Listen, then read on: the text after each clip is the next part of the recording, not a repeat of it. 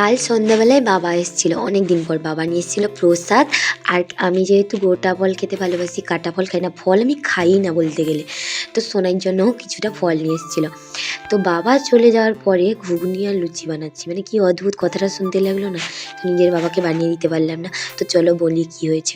মা আমাকে ফোন করে বললো যে বাবা আজকে আসবে প্রসাদ নিয়ে, এমনি আসবে। তো যাই হোক, আমাদের বাড়িতে মটর ভেজানো ছিল, রান্না হবে রাতে মটর তরকারি আর লুচি। তো মা যখনই বলেছে তখনই আমি ঝটপট করে মটর আলু সেদ্ধটা বসিয়েছি, ময়দাটা মাখবো গেছি, বাবা চলে এসছে। বাবা বললো আমি কিছুই খাবো না, আমরা বাজার করব, আসলে বাজারে দোকান বন্ধ হয়ে যাবে, বাজার করবে, ওই জন্য চলে গেছে।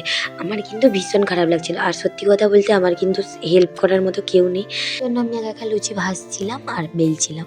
আর একটা কথা কি জানো তো, শ্বশুরবাড়ির মানুষজনকে যতই খেতে দাও, মানে সাজিয়ে গুছিয়ে, তাদের কাছে কিন্তু কোনোদিন তুমি ভালো হতে পারবে না, এটা পুরো একদম বাস্তব কথা। ওই জন্য মানে শ্বশুরবাড়ির মানুষজন আর বাবার বাড়ির মানুষজন কোন এক হয় না, মানে নিজের বাবা মা নিজের বাবা মাই হয়।